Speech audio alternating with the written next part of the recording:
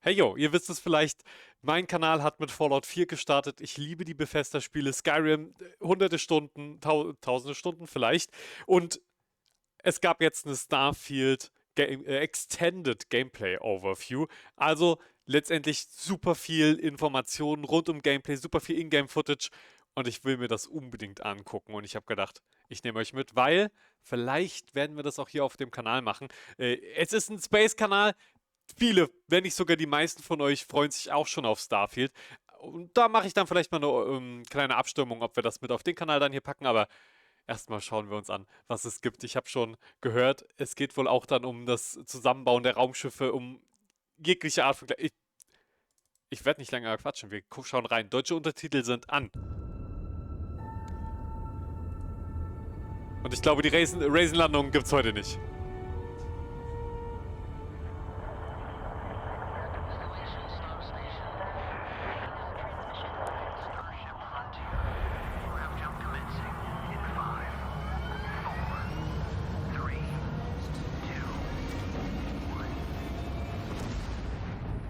Trippy. Hey everyone, thank you so much for joining us today and welcome to Bethesda Game Studios. You know, we've been so lucky over the decades to make the kind of games that we love here. And that's thanks to all of you, from the Elder Scrolls to Fallout. We love creating these worlds and playing in them just as much as you do. And throughout all that time, we'd often talk about and dream up the space game. What if we could take that feeling of being who you want to be and exploring a new world, but set it in space, where you weren't really limited in where you could go? Das habe ich mir tatsächlich schon bei Fallout 4 extrem gewünscht. In den Walls und so weiter, wenn es ans Technische geht, habe ich einfach gedacht, wow, die können echt tolles Worldbuilding, so hart Sci-Fi, das können die echt gut. Und also ich glaube, sie können es echt gut. Da hab ich mir schon auch gewünscht, wie cool wäre es, wenn wir ins Weltall könnten. Mag es ja wohl in Fallout schon mal zu einem gewissen Grad gegeben haben. Ich spoilere niemanden. Or what you could do. And that is Starfield. Obviously, we've come a long way since then with the games we've built, our technology, and all of us here in the studio. We've done so much together, but, well, we've never tried to make a game like this. Today, you'll get to hear from many on the team and see so much of what we think makes our game special. So, let's jump in and take a look.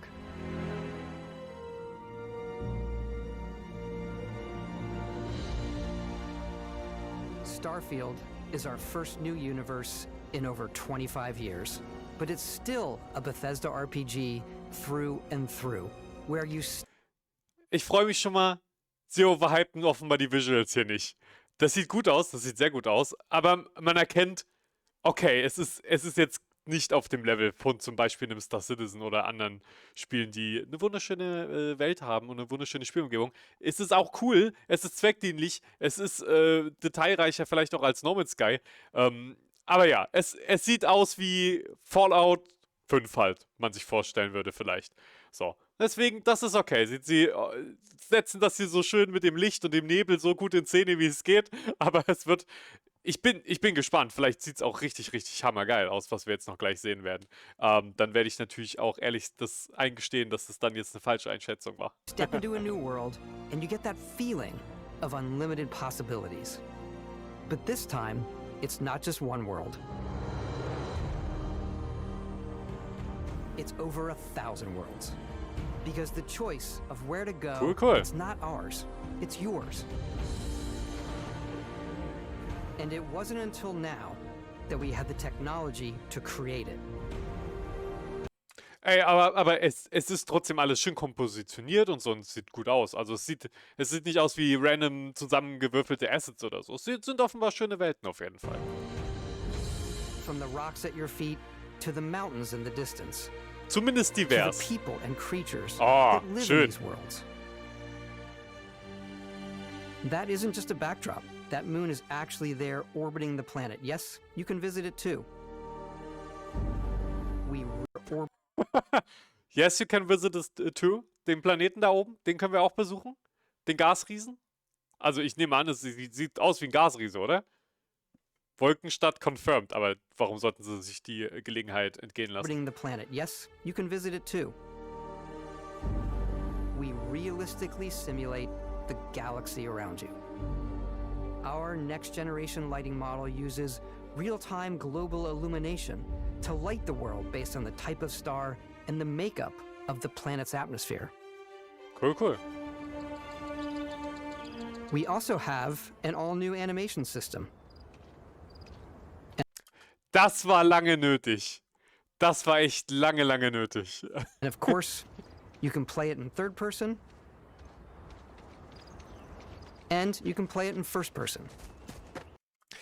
Und das muss ich Bethesda zugestehen, das funktioniert sehr gut in allen Spielen bisher, dass man sowohl aus First Person als auch Third Person gut spielen kann und alles bedienen kann und so weiter. Also mag nicht immer alles optimal sein, aber das funktioniert ziemlich gut und das rechne ich ihnen hoch an und ich finde es toll, dass es das auch hier gibt, weil das vereint beide Spielerbasen, die wirklich First Person, denen da schlecht wird. Leute, die gerne ihren Charakter sehen. Ich finde das auch praktisch. Ich bin eher First Person. Schreibt mir gerne mal in die Kommentare, wie ihr am liebsten spielt. Aber es ist trotzdem cool, dass man mal kurz nach außen gehen kann, um zu gucken, wie sehe ich aus. Weil bestimmt kann man sich ja auch wieder fantastische Raumanzüge und Kleidung irgendwie an den Latz schmieren.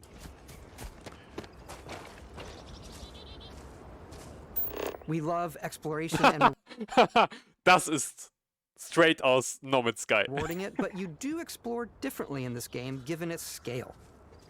That usually involves exploring an area you've landed in. You can collect resources,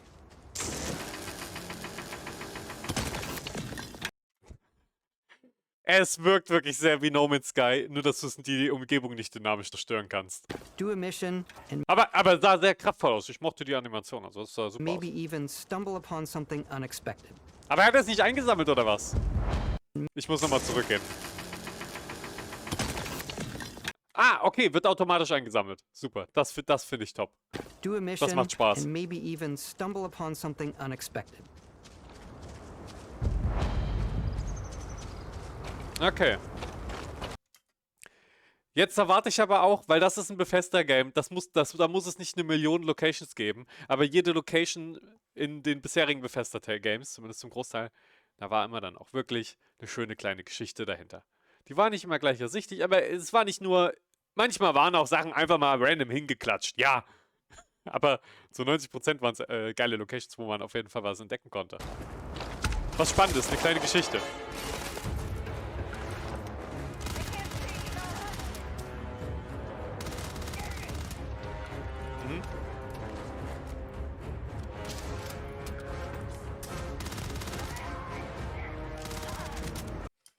Agil und keine zu lange Killtime. Das ist gut. Es ist immer eigentlich nur nervig, wenn die Gegner nur Bullet Sponges sind. Aber natürlich kein Wets jetzt bisher. Aber sowas in der Richtung wird es safe geben.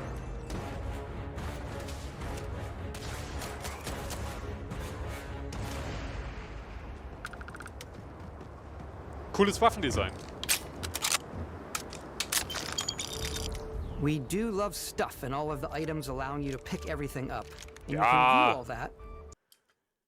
Oh nein, ich sehe die es schon da. Jetzt ist es schon leicht verblichen. Es gibt Gewicht. Nein. Oh Mann. Also so Gewicht mag ich.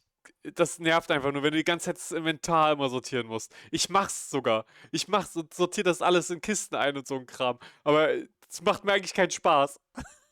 Aber man muss es dann machen. Naja. Ist okay, hoffentlich wird es nicht ganz so nervig mit dem Gewicht. Es ist immer so nervig, weil man kann den Kram ja noch mitnehmen. Dann nimmt man ihn noch mit. Man läuft dann halt nur sehr langsam, wenn man nicht gut genug vorausplant. In your data menu. This is the hub for everything you're doing, from your skills to your ship, your missions, and your inventory.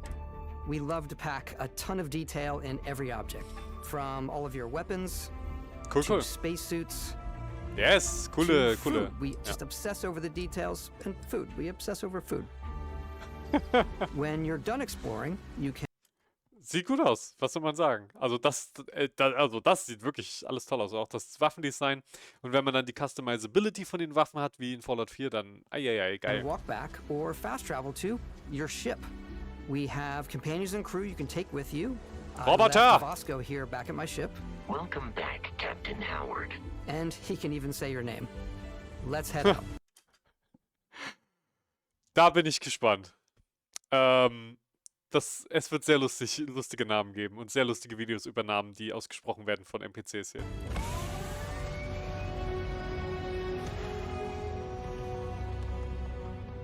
our mission was to convey the wonder and majesty of space exploration, to evoke the romance of the golden age of early spaceflight. And we've been referring to this approach as NASA Punk. This means a design language where the tech is advanced, yet still looks grounded and relatable. Und das finde ich wirklich einen geilen Artstyle. Von Anfang an hier bei Starfield einfach. Das ist so, genau das mag ich. Dieses leicht nostalgische Zukunftsbild. Das ist cool. For us, it's that contrast. That's where the visual interest is. Obviously, the NASA, which is the rigid, hard function over style, and then punk, which is all about style. You can see that visual style coming through in your ship. Your ship is your home for you and your crew.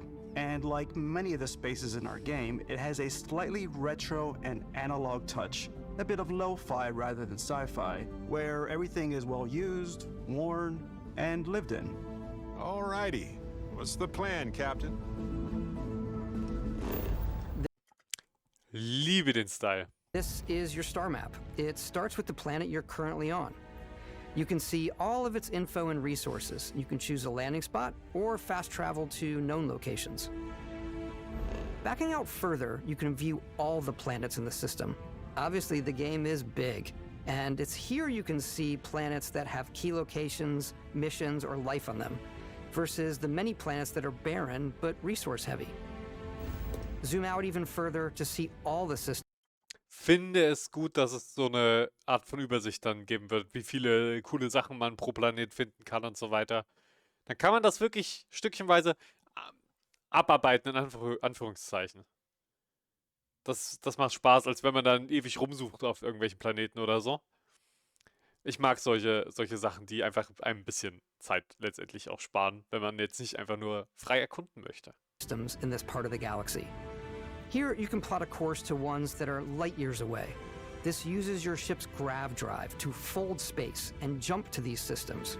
And you will need to upgrade your ship and skills if you want to jump to the most distant ones. But for now, we'll plot a course to the Alpha Centauri system, where we...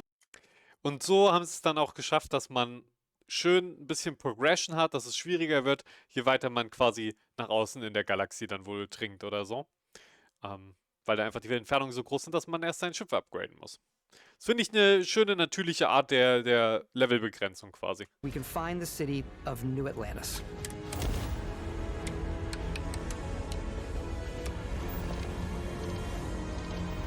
Das ist eine von ihren Highlight-Locations. Also so wie ich das verstehe, wird es genau solche Sachen dann eher nicht zuhauf geben.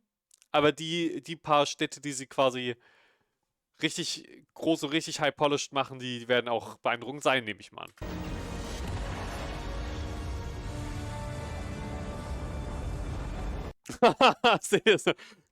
Graph Drive brüllt. Welcome to UC Space. Maintain your current course while we scan your ship's cargo. Scan complete. You are cleared for landing at New Atlantis.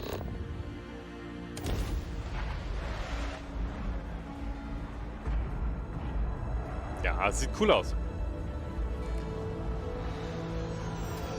As soon as you land in a city like New Atlantis, your eyes are guided upwards to just these boundless, vast buildings. Oh.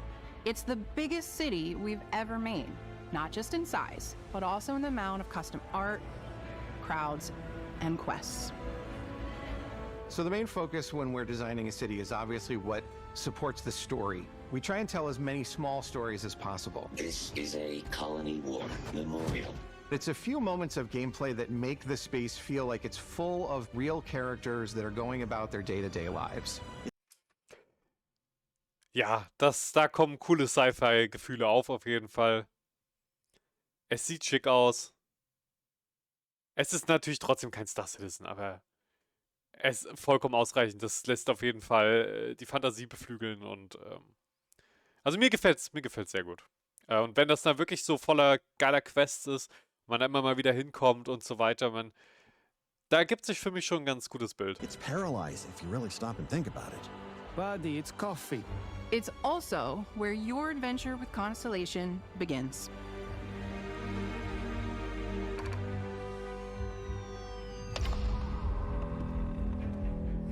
Well, Welcome to Constellation. We have a lot to talk about. By the time you meet them, Constellation is sort of seen as this mythical group. Most people don't even know they exist anymore. They're the last true explorers in the galaxy, and they're trying to find the answers to some of humanity's biggest questions. The artifacts are so different, so alien, and I'm certain one of them reached out and spoke to you. The artifact, if you could place it on the table here. Oh my god, look at how it's coming together. That means there's a set built by an intelligence outside the settled systems. It's definitely an eclectic cast of characters. You've got Sarah Morgan, the ex-soldier and adventurer, now Constellation's leader. Mateo, the theologian who believes that there's definitely something else out there. Noel, the gifted scientist and Sarah Morgan's protege. And Walter, a very successful businessman in the settled systems and Constellation's financier. Anything goes as long as you have the money. There's also Vlad, the ex-pirate, Sam Coe, the former space cowboy, and Barrett. You know what I hate about Ist ein Space Cowboy und natürlich hat er einen Cowboy-Hut auf. these pirates? Completely resistant to my otherwise irresistible charm. The journey you take with Constellation is just the first of many you'll embark on. The settled systems is home to all kinds of different stories, people, and adventures for you to uncover. Oh, auf jeden Fall auch ein cooles Alien-Design. Das ist nice.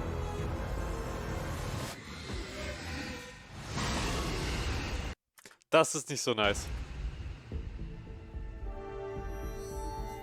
The United Colonies is where you'll find New Atlantis, the first major human settlement in space.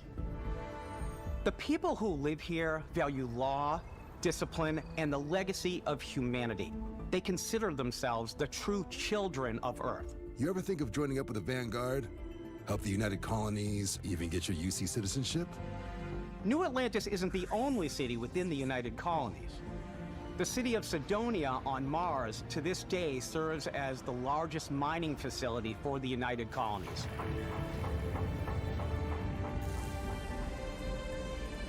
Beyond the United Colonies' reach, you might find yourself in a much more wild and independent coalition of star systems.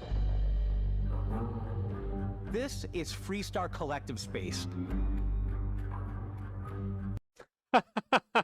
Ja, Wilder Westen. The capital of the Freestar Collective Also sie machen es einem deutlich. is Aquila City.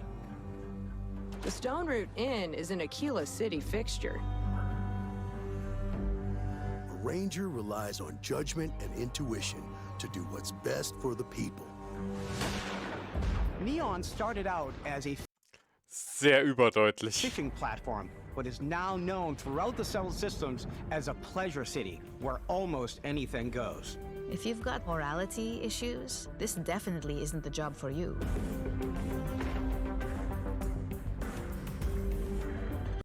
Ja, also es ist quasi dann für jeden was dabei. Also für denjenigen, der Action, aber mit dem Herz einem rechten Fleck, ein Cowboy irgendwie sein will, oder vielleicht auch Pirat, so in der Richtung, dann kannst du natürlich komplett dem großen Regierungsapparat quasi angehören, der Ordnung überall reinbringt. Oder du gehst hier komplett Riot.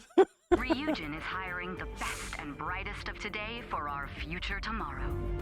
Everyone has been chewed up and ground up by Neon. Try not to get yourself killed, all right? Outside the bounds of civilized space, there are still plenty of unclaimed systems to explore, but these areas are also home to the most hostile factions in the galaxy. The great serpent hungers. All heathens shall be made dust in time. A new face. Is this the face of a brave runner here to challenge the Red Mile? They think the galaxy is theirs. They are wrong. It belongs to the Crimson Fleet. It always has. In Starfield, we're pushing our Ja, also eine ganze Menge Fraktionen auf jeden Fall wieder, denen man sich sicher auch anschließen kann oder sie eben bekämpfen. So muss es sein. cities and settlements further than we ever have before. It's all there, waiting for you. A slice of humanity's future. So, ready to get out there? Throughout the galaxy, there are so many things to see and stories to experience. But the most important story is the one that you tell.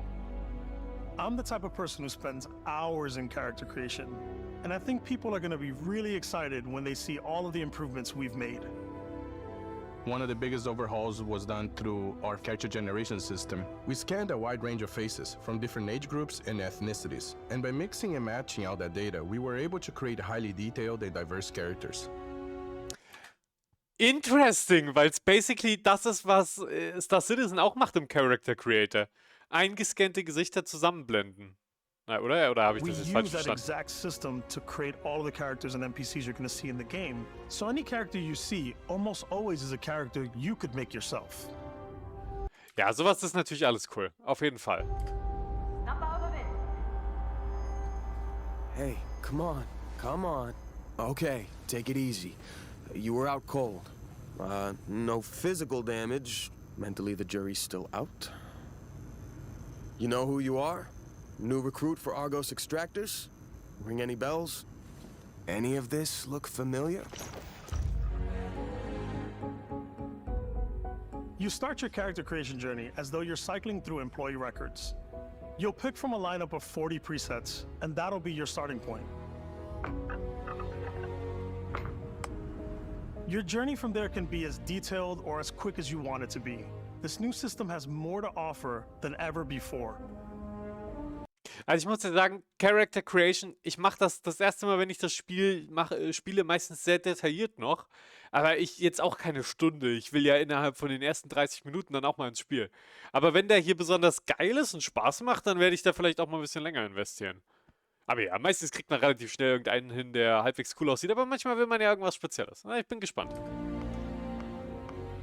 Es wirkt wirklich sehr wie der Star Citizen Character Creator. Ist ja wirklich so, man sucht sich ein Preset aus und dann blendet man das und kann Details halt It's verändern. also the simplest character generation system we've ever had. We let the player get as close as possible to make whatever they want. With the various facial morphs you can blend together, the dermesthetic and makeup, blemishes, scars, piercings, teeth settings. It's a lot, but I think it's the most fun to use. Character creation is more than just how you look. This is also where you start to decide who you want to be. That's where backgrounds come in. Nice, nice. Das gefällt mir auf jeden Fall.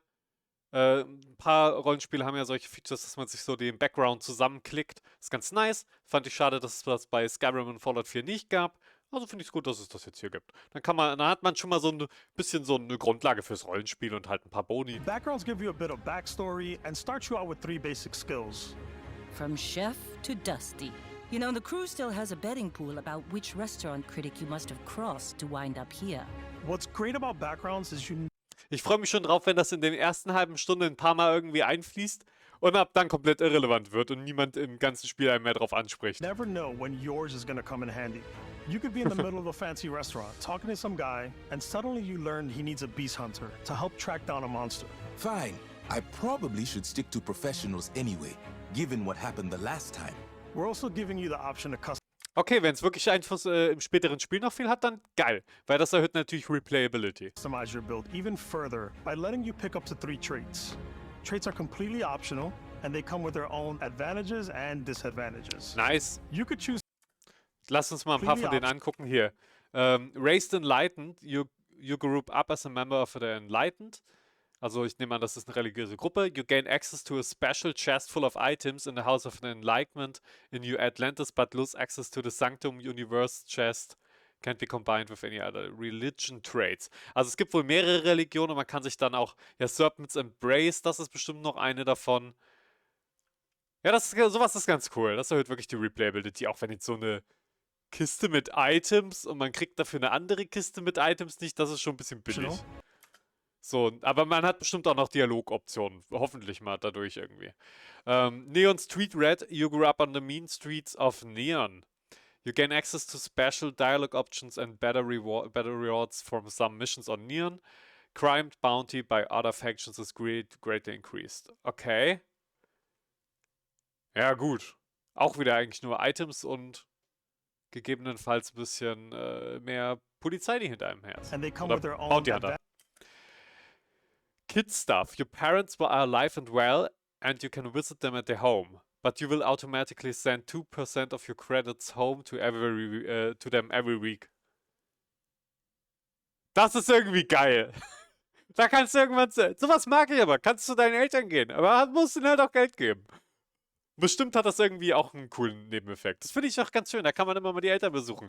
Das, was man im Real Life viel zu selten macht, kann man dann im Videospiel machen und bezahlt sogar noch dafür. Advantages and disadvantages. Hero worshipped. You have earned the attention of an adoring fan who will show up randomly and jabber at you incessantly.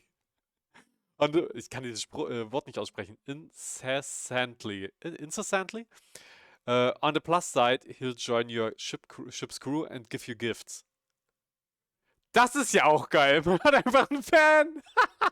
Das werde ich auf jeden Fall nehmen, weil das safe super witzig ist. You could choose to meet your biggest fan. By Vectera! Is it really you? He'll join your crew and he'll give you gifts if you're willing to put up with his constant commentary. I can't believe I get to stand near you, breathing the same air. I've got to have every molecule. Ja, das sind geile, lustige Ideen. My favorite trait is kid stuff.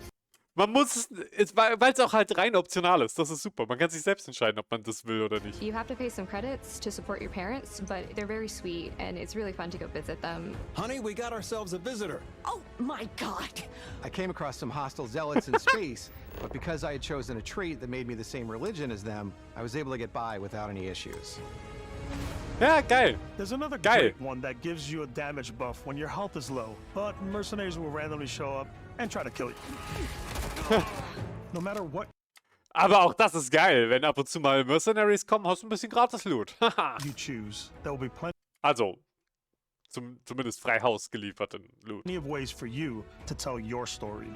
And if you want to remove a trait, there are ways to do that too. What a view! Nice. It's a feast for the eyes. Off we go to another adventure. Ich hoffe sehr, dass man den nicht einfach dann erschießen kann, weil ansonsten eine falsche Granate und er ist down oder was. Ich hoffe mal, dass das irgendwie das Ende von der Mission ist, den loszuwerden oder so. Sowas ist nice. Hoffentlich kann man damit nicht nur Trades loswerden, sondern auch neue dazu bekommen. So, sich einer Religion anschließen oder so. Das wäre halt geil, ne? Wenn das nicht auf 3 begrenzt ist, sondern sowas wie, dass du noch einer Religion angehörst, dann kriegst du vielleicht irgendwie nicht diesen Startbonus mit der Kiste oder so, aber du hast dann die Vor- und Nachteile, die eben mit diesem Trade einhergehen. I'll let you discover that on your own. Nice, nice.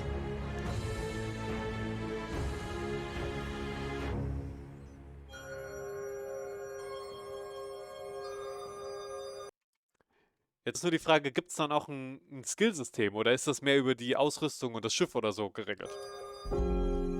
Once you've built the perfect character, that's when your journey can really begin. We took what we loved about skills and perks from our previous games and put them together to create an all-new skill system. Da kommt's doch schon. Each time you level up, auch das wieder ein geiles Wesen. you get a skill point, which can be used to unlock or rank up skills. Wir müssen reingucken. Skill Points 1, ja. So, was haben wir hier? Physical, Social, Combat, Science, Tech. Science und Tech getrennt, interessant, okay. Und Robotics haben wir hier zum Beispiel in an age where robotics and autonomous turrets are employed in a combat capacity. The study of robotics can be instrumental in gaining a tactical edge. Spend 6 or more in tech to unlock expert tech skills. Okay, das heißt, man schaltet die wieder auch quasi stufenweise frei. Quasi wie bei The Witcher die Genmutationen. Wenn man genug von einer Reihe hat, kann man in der nächsten, oder wenn man generell genug von diesen Skills hat, kriegt man noch ein paar mehr dazu. Finde ich gut. So, was haben wir hier zum Beispiel? Security. Rang 1. Du kannst versuchen zu hacken. Und zwar fortgeschrittene Löcher. Locks. Also, ja. Ich meine, basically ist ein Schlüsselloch ein fortgeschrittenes Loch. Also von daher. And 2 Auto-Attempts can be banked. Okay, das bedeutet, ja, ein bisschen cooleres Schlossknacken her ein bisschen verbessert ist. Bin ich ja sehr gespannt auf das Minigame. Aber das Symbol hier lässt ja... So, ach man, diese Kamera so, da. Das Symbol da lässt ja schon ungefähr ahnen, wie das aussehen wird. So ein mit Rotationen und so. Ranks are unlocked by completing challenges associated with that skill. Ja, exakt. Warum rede ich überhaupt? Ich kann das Video einfach laufen lassen. Das kommentiert sich ja quasi selbst. Also, freut mich, dass ihr es mit mir guckt. Challenges become increased. Oh, was haben wir hier? You can force a target NPC. You can force a target NPC at or below your level to flee for a limited time. Okay, cool, ja. Und ganz unten Rang 4, man kann die ganz schön lange einschüchtern. Ich meine, das sind coole Skills. Die macht Spaß. Ja, die sind nicht super overpowered, weil die kommen ja irgendwann trotzdem zurück, aber die machen Spaß auf jeden Fall, wie die Schreie in Skyrim. Einfach mal irgendwie alles durch die Gegend fetzen kannst und so. Und einfach mal Regen. Warum nicht? Gewittersturm, komm herbei mit deinen Blitzen und verwüst hier alles. Es macht einfach Spaß. Es macht nicht dich overpowered, aber es macht Spaß. Increasingly difficult as you work your way to higher ranks. With our 5 different skill trees and 4 ranks per skill, there's a lot to choose from. I like the Nice. Xenosociology skill because it lets you mind control aliens. Oh! Okay. Boost pack. Geil. Gate. I'm boost packing everywhere. Das ist, also ich dachte, das wäre einfach eine Standardfunktion, aber das ist ja wirklich ein Must-Have dann. Aber das mit der Alien-Kommunikation ist auch cool. I like maxing out my physical tree so I can get neuro strikes and just punch my way through combat.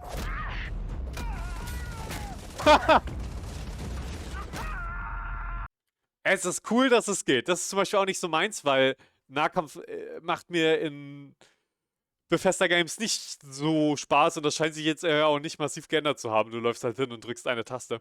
Aber warum nicht? Ne? Die Option ist da. That one's a lot of fun.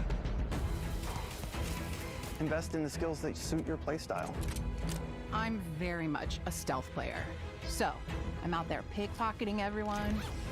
My favorite part about being stealthy is slowly creeping through vents like you're in a movie and then jumping out and springing on people.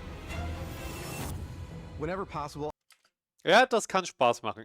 Ist auch nicht so mein Spielstil, aber immer wenn ich es mal probiert habe und mal gemacht habe und mich Spiele dazu gezwungen haben, ja, das macht schon Spaß. I like to talk my way through situations. This area's off limits. Fine, I'll issue you an access card. Das mag ich auch sehr gerne, einfach weil du so viele coole neue Dialogoptionen kriegst und das fühlt sich auch cooler an, als einfach immer alles niederzumetzeln. More of a run and gun player. I like doing the death from above thing where I boost pack over guys and I throw landmines at them.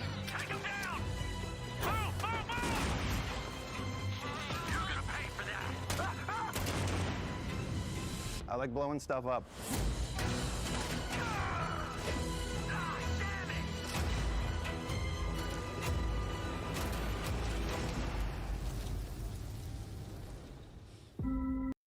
Nice. Sieht nach Spaß aus, auf jeden Fall. Also das FPS Combat, das sieht geil aus.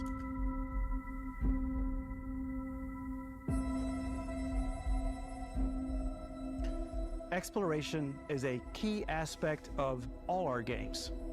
In Starfield, there are full star systems with new life, resources, and adventures.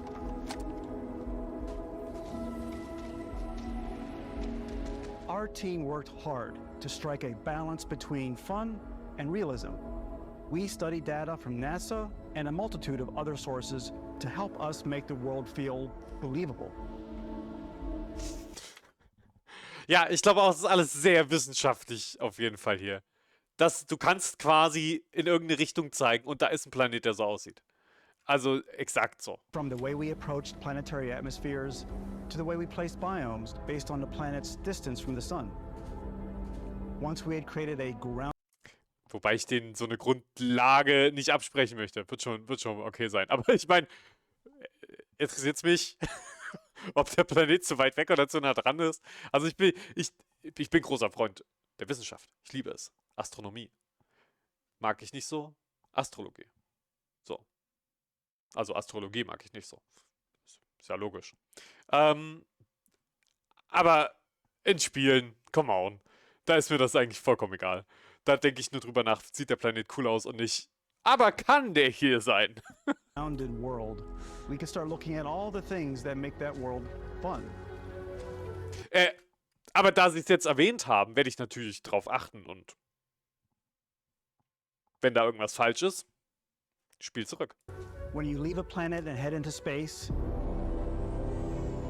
you'll be navigating asteroid fields, having chance meetings with interesting strangers, dogfighting in space, and exploring derelict ships.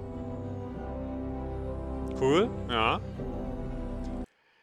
Sowas mag ich. Irgendwo andocken und dann schön ein bisschen irgendwie ein Raumschiff untersuchen, gucken, was da passiert ist. Das freut mich, dass sowas dabei sein wird. It's all out there. Ultimately, it's about rewarding your curiosity, because whether it's on the surface of a planet, the alleys of a city, or the vastness of space, you never know what you'll find. Das macht Spaß.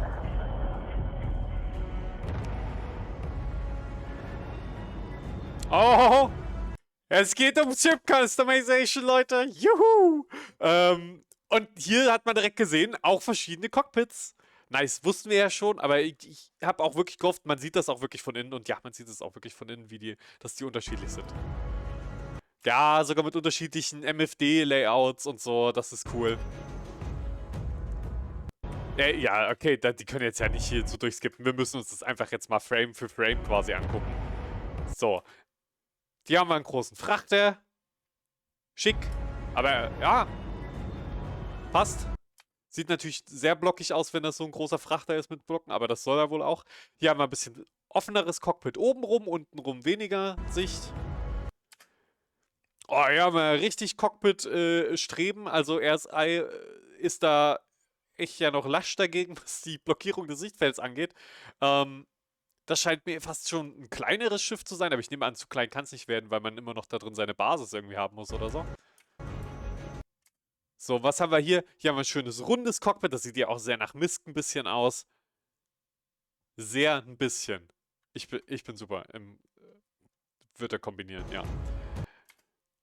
Das ist ja viel zu schnell hier. Sieht auch cool aus, wieder dasselbe Cockpit-Design. Es gibt wohl auch, das wissen wir ja schon, verschiedene Hersteller, wirklich verschiedene Marken, wo man sich die Bauteile holen kann. Ich hoffe, man kann die natürlich auch innerhalb der Marken so, also untereinander so kombinieren. Ja, vielleicht will ich so ein Cockpit, aber eine ganz andere Hülle hintenrum. Ich hoffe nicht, dass man mit dem Cockpit quasi den Style vom Rest festlegt. So, auch schick, schick, schick. Aha, sieht ja schon fast aus wie ein richtiger kleiner, wie so eine Fregatte oder so. Das geht ja viel zu schnell durch. Ah, das gefällt mir auch hier. Ein bisschen asymmetrisch. Und tatsächlich Cockpit rechts. Hinten, seht ihr das? Das ist ja cool. Also auch hier hinten wird es Cockpits geben können. Sowas freut mich, ja, dass man nicht hier darauf festgelegt ist, dass das Cockpit vorne ist. Und dann auch hier hinten mit dieser goldenen Kugel. Das gefällt mir richtig gut. Das sieht sehr special aus. Da wäre ich gerne auch nochmal drin jetzt. Und da haben wir natürlich wieder das vom Anfang. Relativ Standard. Cool. Also was heißt relativ Standard? Ich finde, das ist auch ein cooles Design. Exploration is possible thanks to your ship. Your ship is almost like having another character or home you can make all your own. I think you'll be blown away by the amount of stuff you can do. Oh, und hier müssen wir wieder Schritt für Schritt durchgehen. Ihr wisst es, bei mir geht es auch ein bisschen um die Schiffe. Ja, also da muss das schon sein. Ich bin gespannt, wie es mit dem Landing hier unten wird. Man wird ja leider nicht selbst landen und starten können, aber sei es mal drum, das ist okay. Mit dem Wermutstropfen kann ich leben, wenn dafür der Rest das gut ausgleicht. Also das ist wirklich... Oh, das sieht auch cool aus. Richtig großes Cockpit. Kleines, schmales Cockpit, sehr viele Streben, aber man hat auf jeden Fall Fenster zu jeder Seite hin. Das finde ich auch nett. You can buy it. Hier haben wir mal das Cockpit wieder oben. Ship. Nein, nochmal zurück hier. Oh, das sieht ja auch aus wie ein richtiger Industrieklotz. Schick, schick. Relativ groß, würde ich jetzt mal denken. Ja. I'm sure you can find something you like. Customize and Ja, das Bausystem sieht auch schick aus, muss ich sagen. Das, finde ich, sieht bei manchen Spielen echt hässlich aus. Die machen das auch super teilweise, aber es sieht hässlich aus. Das sieht hier sogar ganz schick aus, das Bausystem. Mir gefällt auch, dass man hier so offenbar so Querverstrebungen nochmal reinpacken kann. So die ganzen Sachen ein bisschen abglätten und so. Dass das nicht zu blockig wird, ja. Also Deko quasi auch ansetzen. Ich nehme an, das ist Deko. Vielleicht hat es auch irgendwie Einfluss auf ein paar Werte. Das Schiff hat ja eine ganze Menge Werte, sieht man hier unten. Das ist nice. And upgrade that ship. Oh! You can find something you like. Customize and Ich sehe es ja jetzt erst. Da unten links. Man kann zusätzliche Ein- und Ausgänge anbauen. Top. CIG kann was davon lernen. Mehr als ein Ein- und Ausgang bei so einem großen Schiff. Das ist schon praktisch. upgrade that ship. And hire a crew Ja, to geil. keep it up. Und dass sich damit dann auch das Interieur verändert, ist natürlich Premium. Das ist nicht nur optisch und für ein paar Stats, sondern, also, ne, es ist von innen natürlich auch was Optisches, aber ihr wisst, was ich meine. Ja, es ist nicht nur das Aussehen und ein paar Stats, es ist auch wirklich das Innenleben vom Schiff. Running. And it all starts in spaceports. Every spaceport has a ship technician where you can purchase, sell, and modify ships. Cool. I can help you with? Maybe you Oh, guck mal, das ist ja ein kleines, niedliches Knubbelschiff. Wo kommt man denn da rein und raus? Gibt es da hinten dann so eine kleine Luke? start off with a speedy fighter that's perfect for bounty hunting. Then you might Oh ja, das sieht ja direkt ganz anders aus wieder. Auch ganz cool. round out your ship roster with a hulking space freighter to run cargo missions, or even do a little smuggling. Ja. For now, though, we're going to take our starting ship, the Frontier, and make some changes. Nice, sie zeigen es customize richtig. and Geil. upgrade every Ja, jetzt müssen wir natürlich immer stoppen und gucken. Also Cargo Hold ist klar. Dann hat man die Bay vorne, ja, die vorne unten drunter ist standardmäßig. Landing Gears. Landing Gears ist aber nochmal was anderes als Triebwerke oder was? Tatsächlich. Ah, okay, ich verstehe. Wie ihr unten seht, Landing Gears sind in dem Fall wirklich auch an den Triebwerken dran. Also die VTOL-Triebwerke sind hier nicht nochmal separate Teile oder so, wie es aussieht. Ein Reaktor, Hab, da wo man lebt. Docker, okay, das ist auch nochmal ein eigenes Modul. Die Dockingschleuse, geil. Cockpit natürlich, dann hat man überall diese Verbindungsstücke dazwischen. Ich frage mich, der Cargo Hold, der sieht so aus, als ob er jetzt nicht so eine Luke quasi dazwischen hätte. Ich hoffe, das ist dann schön deutlich gemacht, wo Luken sind und wo nicht. Fuel Tanks, Shield Generator, der sehr auch an Star Wars erinnert, von den von den Sternzerstörern. Waffen, Graph Drive und Coaling? Ja, Leute, jetzt muss ich mal kurz googeln, was Coaling ist.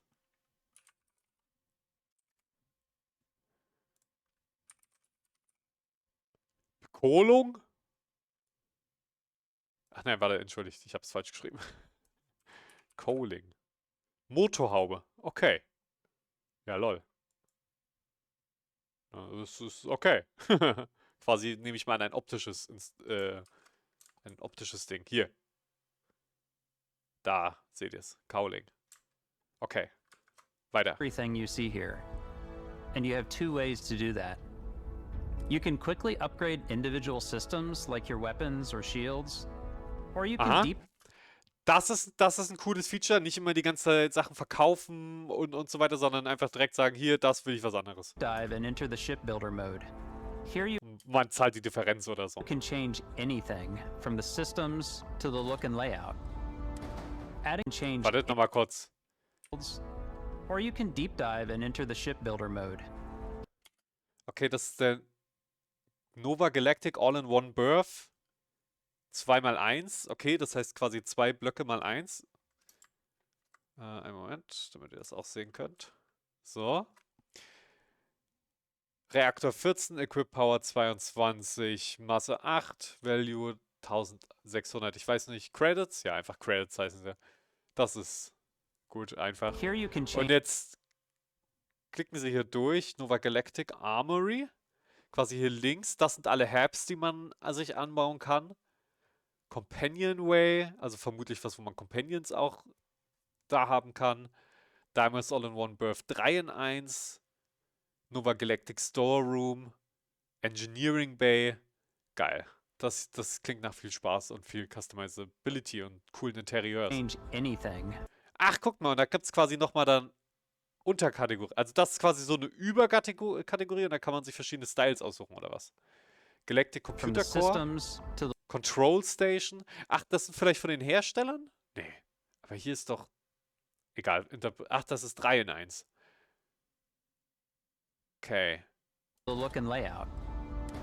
Adding a new habitat module can give you more room for crew. Adding cowling. Ah! Das sieht ja direkt auch, das ändert ja wirklich den gesamten Look des Schiffes.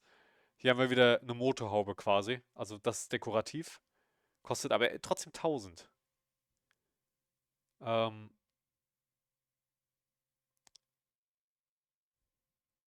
Largely Cosmetic. Okay, ja, also haben die nicht besonders viel Einfluss. Das ist gut. Solange sie nicht jetzt auch sehr viel anderen Einfluss haben, wie jetzt, keine Ahnung, dass da wirklich irgendwas gewichtstechnisch dann ganz, ganz schrecklich wird, dann ist es okay, dass die keinen großen Einfluss haben. Kosten halt ein bisschen, damit es schicker aussieht. Was soll's? Can change your ship's overall silhouette. An improved grav drive allows for longer distance space jumps. Geil. You can even fully customize your paint job to get the exact look you want. Da kann sich CIG wirklich mal noch was von abgucken. Hier, das oben. Das hätten wir gerne. Dieses Menü. Color 1, 2, 3 und dann einfach schön und wir zahlen 10.000 Alpha UEC und dann haben wir unser Schiff in der Wunschfarbe.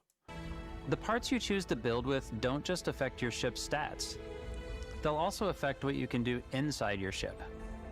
You can have modules for crafting or for storing and displaying your weapons. Yeah, Starfield's nice. in-game ship manufacturers bring their own look and feel to every piece of your ship.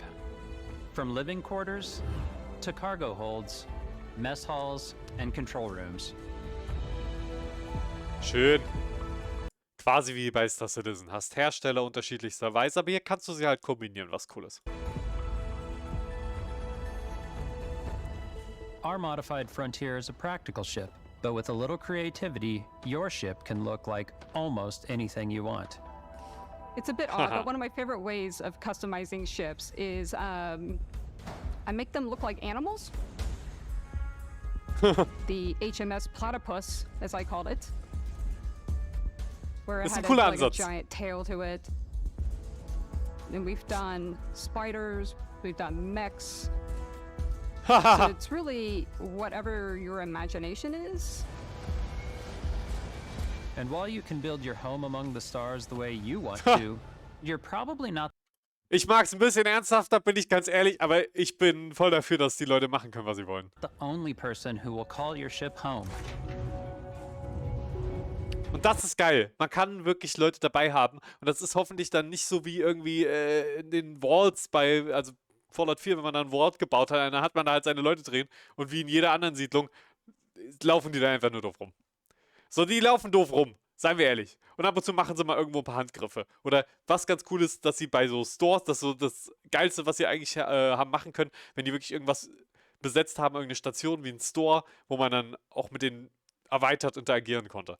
Das war geil. Und wenn die sowas hier richtig embracen, dann freue ich mich darüber. Man hat eine kleine Crew dabei, vielleicht kann man die auch auf Kämpfe mitnehmen.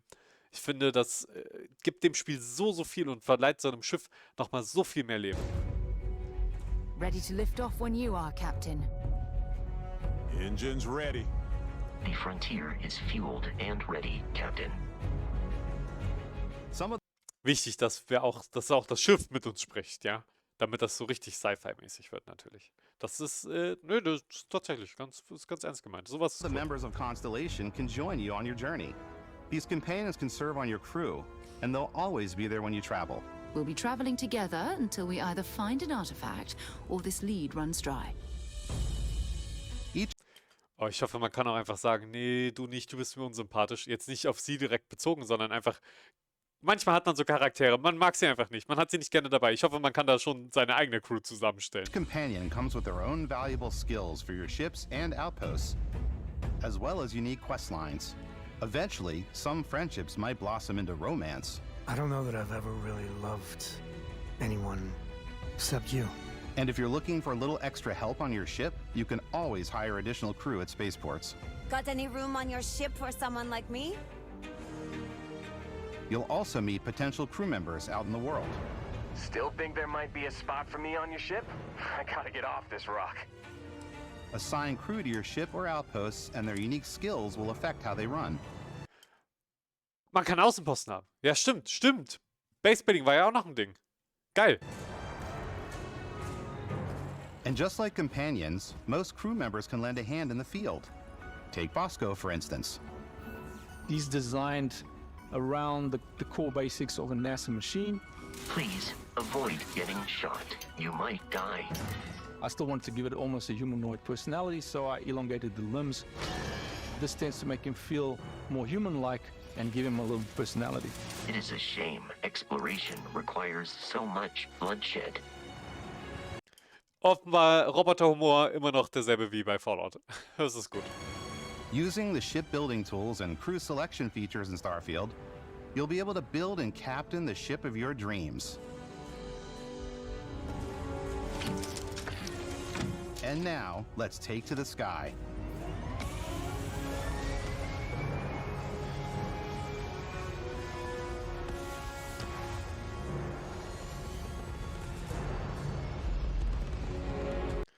Space Combat.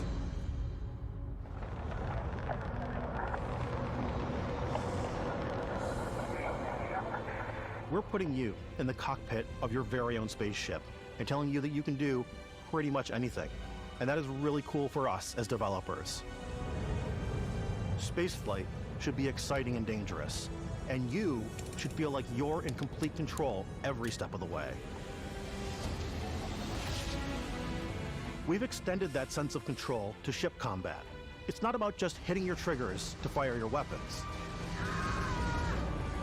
It's a complex dance between your piloting skills and our power allocation system.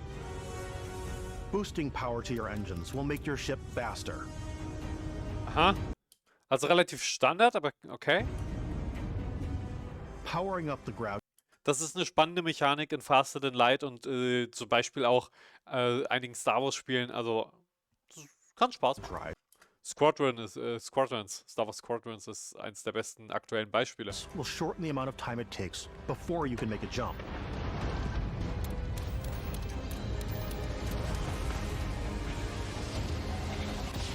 And moving your power to your weapons and shields means you're ready for a fight. You should always be on your toes because you're not alone out there.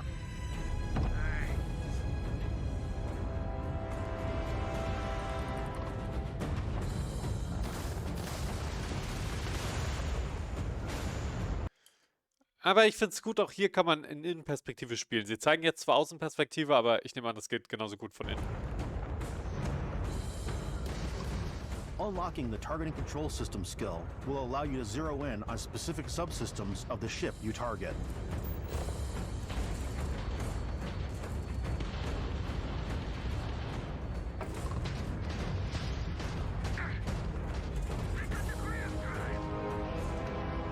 After destroying an enemy ship, you can loot the remains from your cockpit.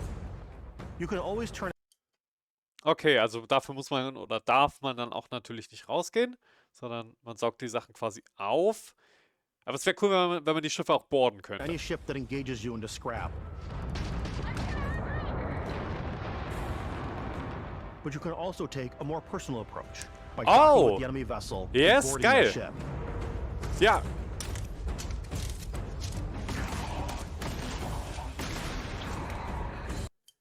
Cool.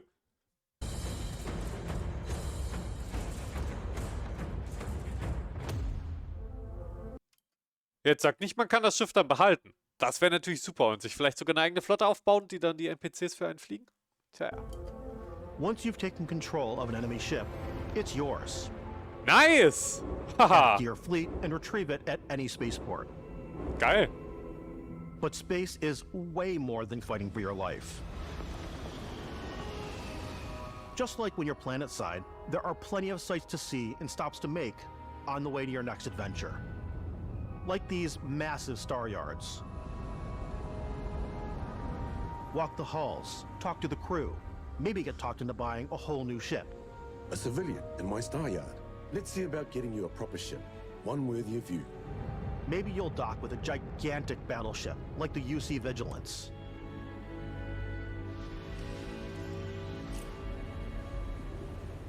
Or rub elbows with the galaxy's wealthy elite on a cruise ship fit for the stars. There are plenty of personal encounters. Sehr schön, gibt nicht nur schreckliche Sachen im Weltall und Tod, sobald zwei Schiffe docken, sondern man kann auch mal andocken für ein bisschen Spaß. To be had as well. You can hail any ship you come across to trade, swap info, or maybe even commit an act of piracy. Let's do this. When I'm playing, I generally go crazy. I definitely go like the more piracy routes.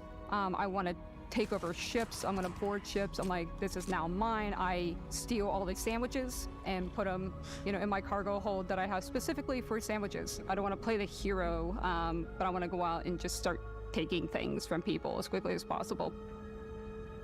Some strangers might be looking for a little human connection in the darkness of space. Hello, stranger. I just finished cooking up some food. If you want to come on over, just pop on by. Some of the best moments are the ones you discover on your own. The thing I love most about Starfield is that it is a Bethesda game through and through. It's really about going. Das heißt, sehr viele Bugs. Into strange. Und sie zeigen sogar Bugs. Das haben die doch mit Absicht gemacht. Es ist durch und durch ein Bethesda-Game. Schnitt auf Bugs. Also auf Käfer. Es ist... Das ist doch safe mit Absicht. New places, meeting interesting people, and getting sidetracked on zany adventures. Then, realizing 2 hours later that you're involved in a completely new story. You're... Ja, nice. Human. We thought we were the only ones to leave Earth. That DNA is so... Ah, sowas liebe ich. Irgendwelche Menschengruppen, die seit Jahrhunderten abgekapselt leben, in Fallout-Spielen zu entdecken, ist immer cool. Present here. It's in our random encounters, it's in our handcrafted quests. And it feels so cool to play it and just make your own path in this universe. There are over 1,000 planets out there, just waiting for you to visit. We want you to feel like explorers, breaking ground on new planets, exploring every inch of a mostly untouched galaxy. We want you to feel hopeful.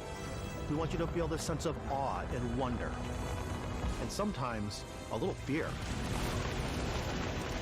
We're giving you a massive playground. Nice. Es gibt mehrere Gegner auf einmal auch mal zum Kämpfen. Haben wir bisher noch nicht so viel gesehen, so größere Schlachten. A ton of toys and just setting you free.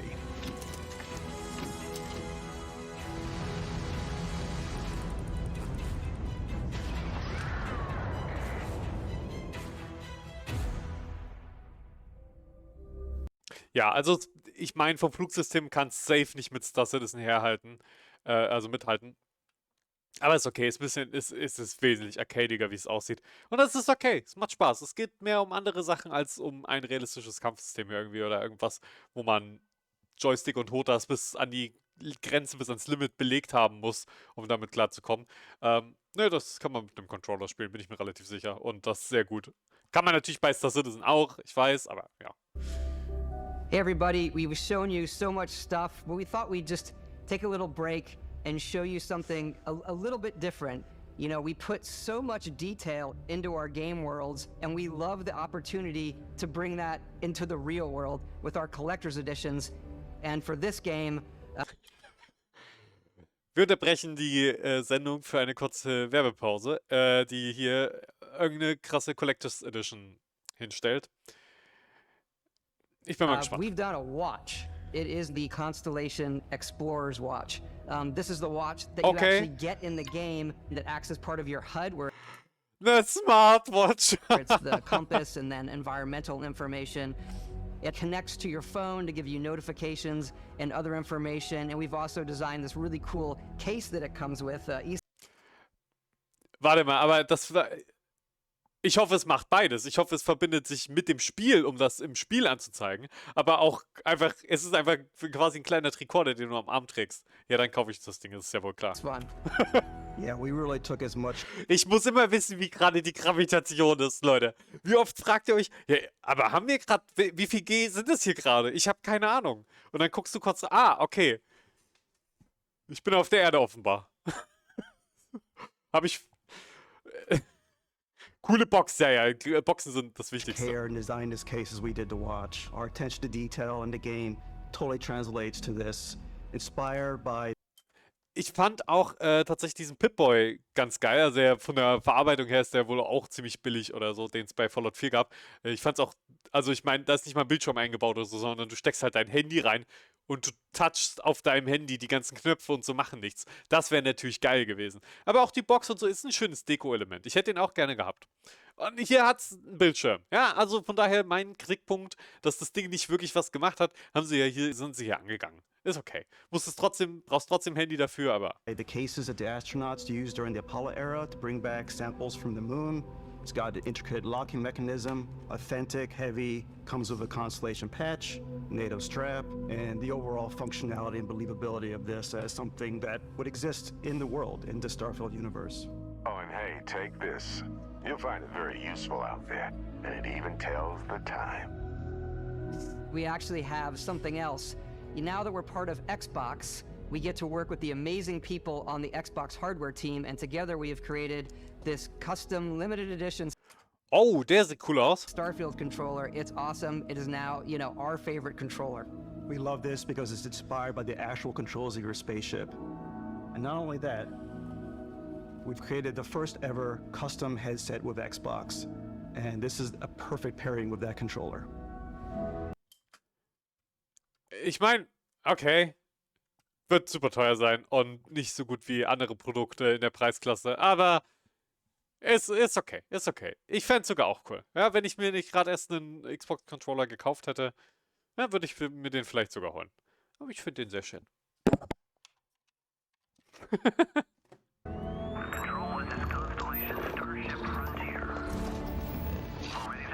Ich meine, es ist halt schon cool, dass die Steuerungsbildung drauf gedruckt ist.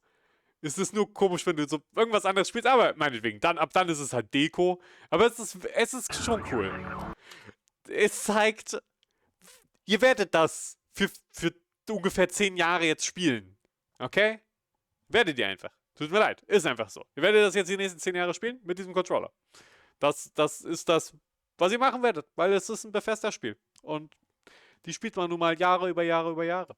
Und entdeckt immer noch mal was Neues. Oder moddet sie kaputt.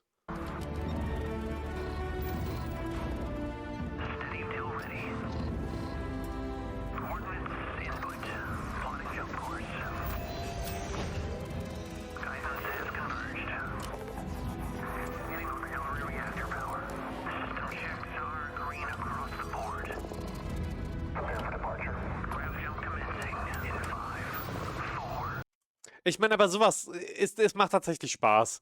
Ich bin ganz ehrlich, also natürlich ist das reiner Kommerz, aber es macht auch Spaß, wenn du dann am Release-Tag da sitzt mit deinen speziellen Kopfhörern für das Spiel, mit deinem Controller und so weiter. Das Ding ist nur, das Spiel muss dann auch geil sein. Das darf dann nicht einfach unspielbar sein, macht keinen Spaß, technische Probleme und so.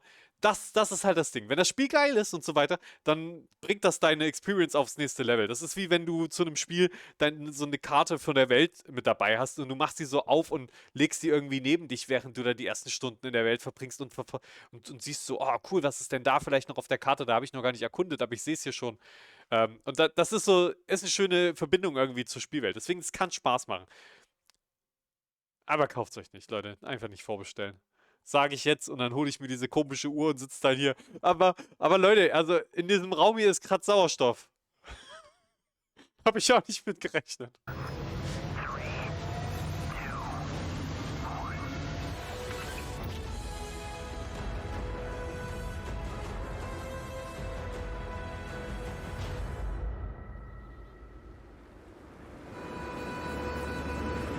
In every one of our games, we always put so much care into all those little details that breathe life into our worlds. But Starfield isn't just a Bethesda Game Studios world, it's a Bethesda Game Studios galaxy. So why go this big with Starfield? Because we want to give you freedom on a galactic level. The freedom to experience both the exciting planets and the quiet ones.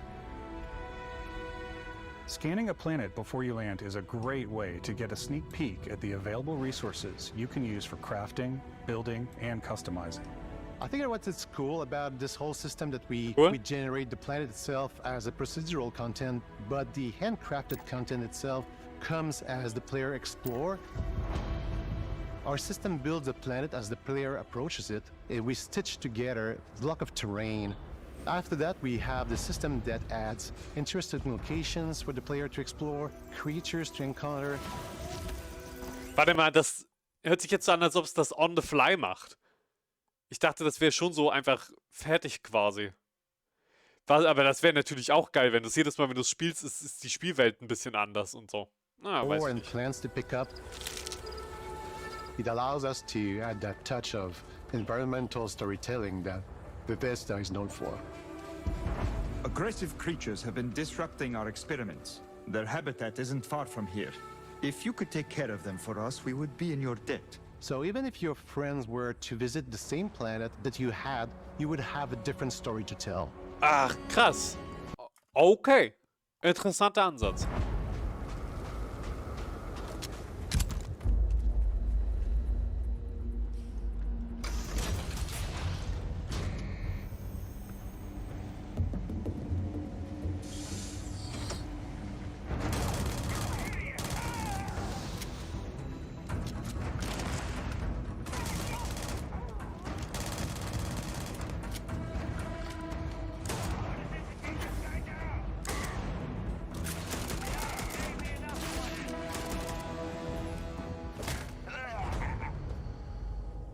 Okay, es sieht einfach 1:1 aus wie ein bisschen schnelleres Fallout 4 Combat. Ein bisschen dynamischer. It's completely up to you how you was nicht unbedingt schlecht ist. Macht auch Spaß. You want to interact with each planet, whether you want to explore and see what you can find, harvest resources and be on your way, or simply take in the views. With the help of your scanner, you'll chart the uncharted and discover exotic wildlife. If you have the skills, you can even figure out that certain... Das ist cool, aber ich hoffe sehr, dass diese Lebewesen dann auch sich unterschiedlich verhalten und dass es Spaß macht, mit denen zu interagieren und die zu erkunden und das nicht wie bei No Man's Sky ist, wo du einfach nur aha, der ist noch nicht gescannt, der ist noch, okay, okay und ich bin weg. Sondern dass du wirklich Bock hast, auch mit denen zu interagieren oder so. Ich weiß nicht, sonst ist das irgendwie einfach nur schön anzusehen. Was entspannt sein kann, das macht auch Spaß.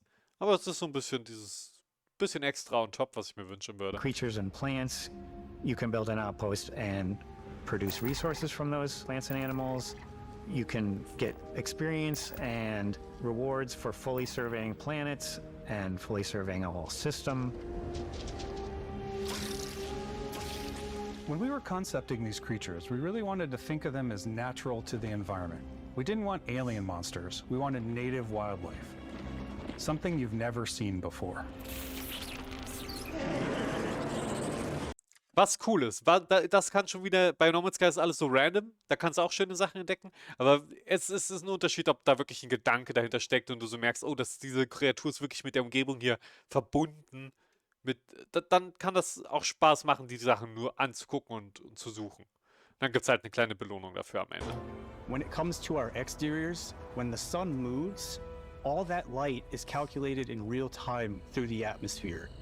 Our biggest goal for lighting with Starfield was to make the game feel more filmic, to use lighting and color to really make it feel more cinematic.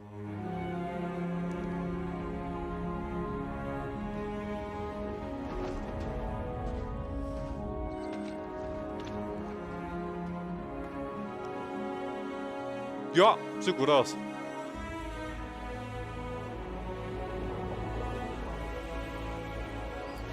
Ich meine natürlich, wie gesagt, es ist kein Star Citizen, das sieht man ja schon, wenn man die Bodentexturen nur anguckt.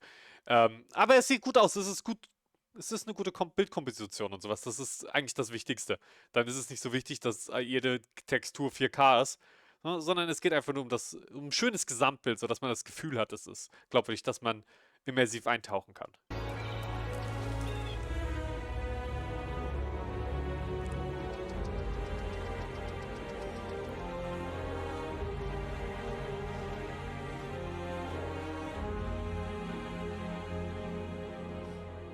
After some exploring, you can find a spot to set up a base camp. Hoffentlich nicht nur auf kargen Monden, sondern auch wo Leben ist. Das fände ich super. Outposts can be built almost anywhere on any planet. And the habitat modules come in all shapes and sizes, filling all different purposes. You can even live in them. Assign crew and companions to work at your outposts for added bonuses and set up extractors to harvest resources while you're away. Something cool we have this time is we have a new fly cam where you can toggle between on-foot building, or you can now use a top-down isometric camera, which helps plan out larger parts of the outpost and placing those larger hubs. Das ist schön. Man kann beides machen. Von oben oder direkt. So that way you can really plan your structures and what the overall feel of your outpost is. And then when you're on your feet, you can really decorate and fine-tune things much easier. Ich hoffe, die Platzierung ist diesmal nicht so hakelig wie bei Fallout 4. Es war teilweise echt schwierig, irgendwie Sachen nebeneinander zu stellen, weil so, sie berühren sich gar nicht, aber trotzdem ist die Hitchbox irgendwie schon, ja, das war nicht so perfekt. War aber gut, hat Spaß gemacht. Ich habe hunderte Stunden da reingesteckt, also von daher. Aber wenn es hier nochmal ein bisschen besser ist, gerne.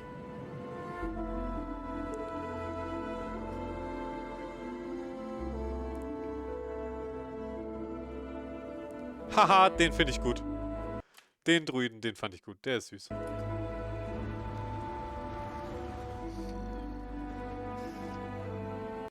Hoffentlich gibt es auch Landingpads, ja? Finde ich immer geil, so ein eigenes Landingpad zu haben.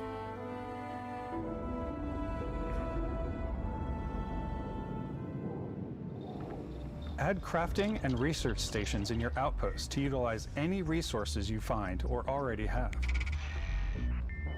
Mod your weapons to adapt them to your playstyle. Different weapon sights and scopes. Das ganze User-Interface finde ich top. Es ist nicht überladen, es ist schön klar, deutlich. Es ist verständlich und übersichtlich. Und das ist bei dem Spiel mit so vielen Zahlen und so weiter so viel wert. Und so muss ein User-Interface einfach sein. Bin ich ganz ehrlich.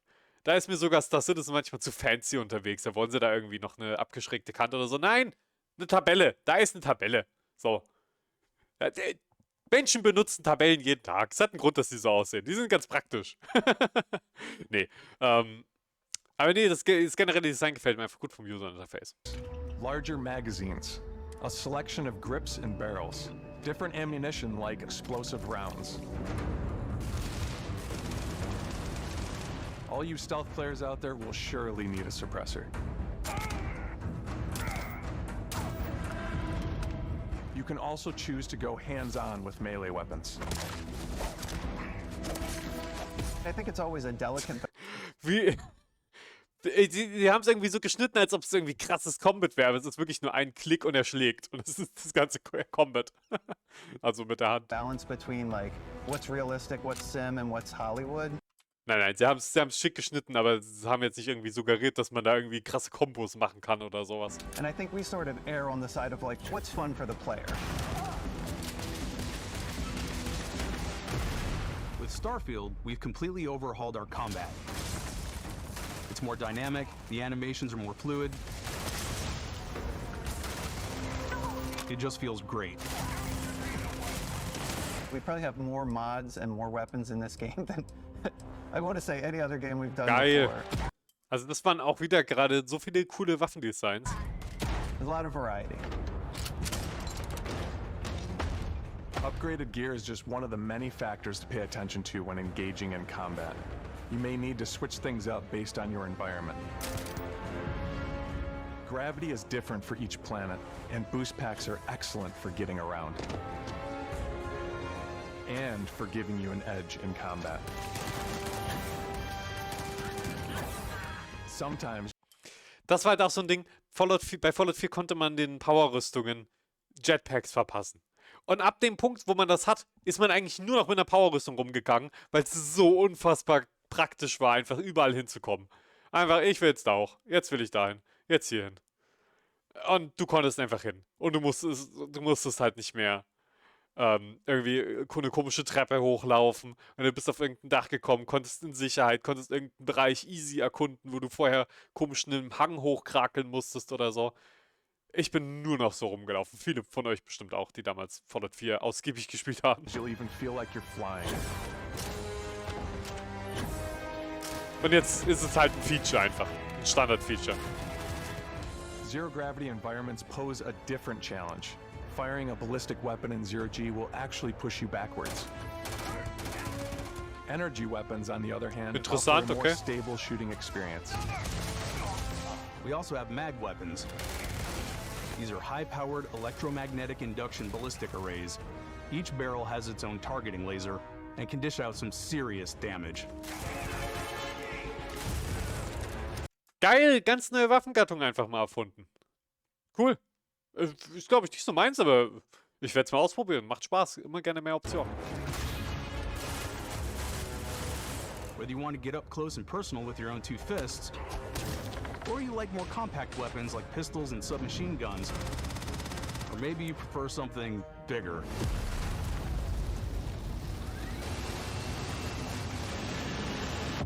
Starfield's got you covered.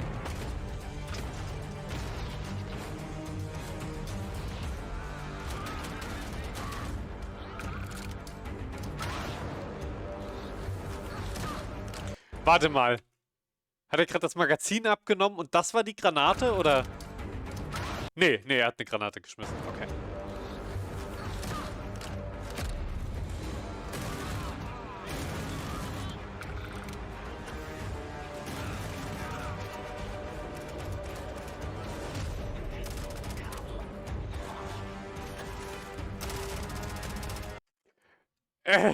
Ich meine, es muss wohl einfach sein. Eine AK und ein Katana. Kein Spiel einfach ohne das.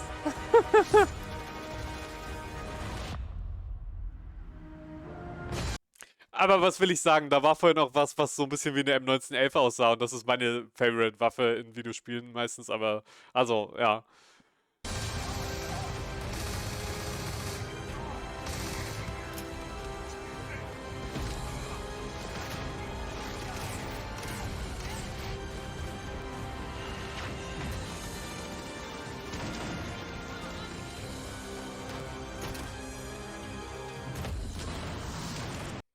Also man sieht, dass es sich spielt wie Fallout 4, halt ein bisschen dynamischer. Und das ist gut.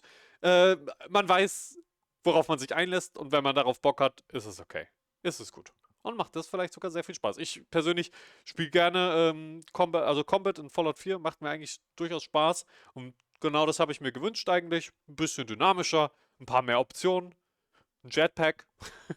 Und dann macht es Spaß. Also ich habe da wenig Bedenken. Da fehlt mir auch das Watz da nicht. Es ist halt actionreicher.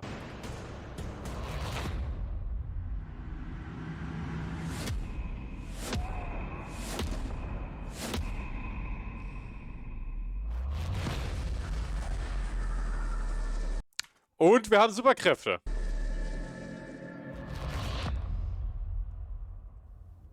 Thanks again for being with us today. We are just so grateful that you've taken the time and spent it here.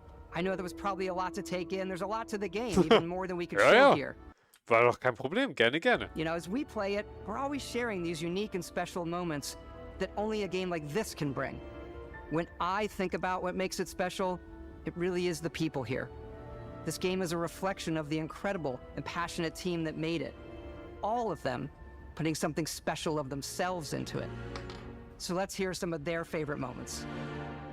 Okay, ich denke, das nehmen wir mal noch I mit. love the way that our final combination of all the new tech has come together to create some of the most beautiful sunsets and sunrises we've ever had in any of our games. I love the creatures, the exploration, every biome is different. The word that comes to mind is vast. I like to use our photo mode to take rockstar photos. I just love that constant feel of discovery and wow, I can't believe that there's more here. I'm most excited about our outpost building systems.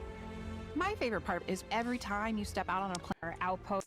Da haben wir es aber auch gesehen. Ja, es geht auch auf Planeten, wo es Vegetation und so gibt. Cool. Hab ich eigentlich gar nicht bezweifelt, aber ich hatte dann schon ein bisschen kurz die Sorge, oh nee, nicht, dass das dann nur geht auf irgendwelchen Monden, die speziell dafür sind. Building systems. My favorite part is every time you step out on a planet, it's a unique experience.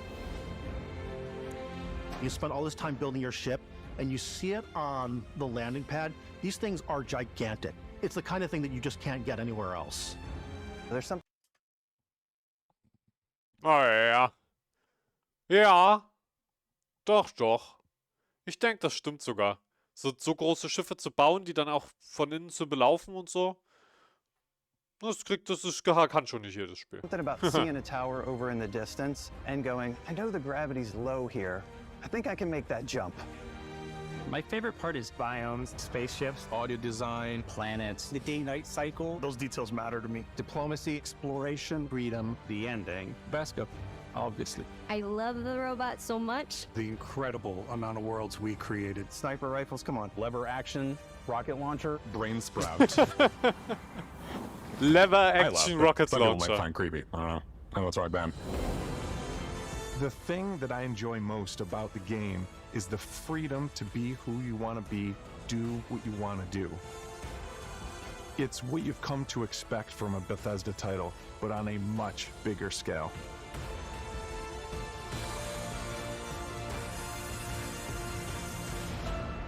On behalf of all of us, we can't wait for you to play Starfield and make your own special moments.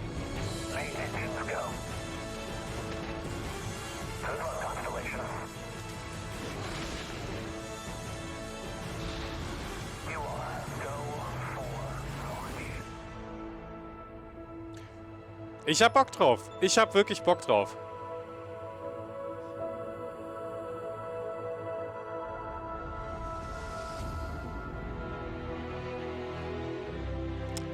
Ja, mal sehen, ob es diesmal klappt mit dem Release-Datum.